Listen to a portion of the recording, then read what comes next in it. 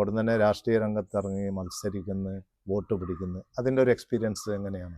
മികച്ച എക്സ്പീരിയൻസ് ആയിരുന്നു. കാരണം വെച്ചാൽ എനിക്ക് സത്യം പറഞ്ഞാൽ എനിക്ക് ആദ്യമല്ല സ്ഥാനാർത്ഥികൾ ഇങ്ങനെ വോട്ട് ചോദിച്ചെല്ലാം പോകുമ്പോൾ ഞാൻ വിചാരിക്കും, എന്തിനായി പോകുന്നത്, ഒരു വീട്ടിലിരുന്നാൽ പോരെ, വോട്ട് കിട്ടൂലേ, അവരെ എല്ലാവർക്കും അറിയുന്നതല്ലേ എന്നുള്ളൊരു കാഴ്ചപ്പാടായിരുന്നു എനിക്ക്. ഇതിനെപ്പറ്റി കാര്യമായിട്ട് അറിയില്ല, ഇപ്പോഴും നല്ലൊരു അറിവ് എനിക്കില്ല, എന്നാലും പഠിച്ചുകൊണ്ടിരിക്കുകയാണ്. നമ്മളെല്ലാവരും പഠിച്ചുകൊണ്ടാണല്ലോ വരുന്നത്. ഇപ്പോഴും ഇതിൽ ഇറങ്ങിക്കഴിഞ്ഞപ്പോഴാണ് ഇതിലുള്ള കഷ്ടപ്പാടുകളും സഹനങ്ങളും എല്ലാം അറിയുന്നത്. എന്നോടൊപ്പം ഇത്രയും ദിവസം ഈ ഒരു മാസക്കാലത്തോളം എന്നോടൊപ്പം പ്രവർത്തിച്ചൊരു അനേകം പേരുണ്ട്. അവർക്കാണ് കാര്യമായിട്ടുള്ള ഈ ഒരു വിജയത്തിനുള്ള അർഹത ഞാൻ കൊടുക്കുന്നത് തന്നെ. അവരെ എന്നോടൊപ്പം ഏതൊരു വഴിക്കും ഏതൊരു കുന്നും മലയും വരെ കയറാൻ എന്നോടൊപ്പം ഉണ്ടായിരുന്ന അവർ മാത്രമായിരുന്നു. ആരാണ് പ്രചോദനം എന്ന് ചോദിച്ചപ്പോൾ കൃഷ്ണനെ പറഞ്ഞതായിട്ട് കേൾക്കുന്നുണ്ട്, കഴിഞ്ഞ പ്രാവശ്യം മത്സരിച്ച് ജയിച്ച ചേലക്കാടനാണ്. എന്താണ് അങ്ങനെ പറയാനുള്ള ഒരു കാരണം? കാരണം എന്ന് വെച്ചാൽ ചേലക്കാട് കുഞ്ഞമ്മദ്ക്കാന് പെട്ടെന്നുള്ളൊരു മരണമായിരുന്നു.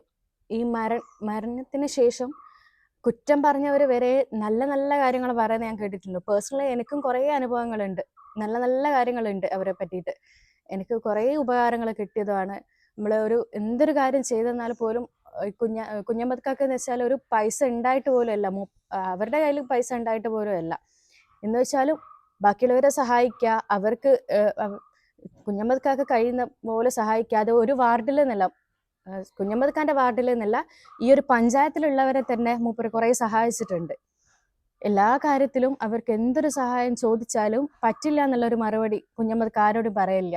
ഞാൻ നോക്കട്ടെ, എനിക്ക് പറ്റും, ഞാൻ ആക്കിത്തരാം എന്നൊക്കെ പറഞ്ഞിട്ട് എങ്ങനെയെങ്കിലും ആരും സഹായിച്ചിട്ടില്ലെങ്കിലും കുഞ്ഞമ്മദ്ക്ക് എങ്ങനെയെങ്കിലും ഏതെങ്കിലും വകയിൽ പൈസ ഉണ്ടാക്കിയിട്ട് അവരെ സഹായിക്കും.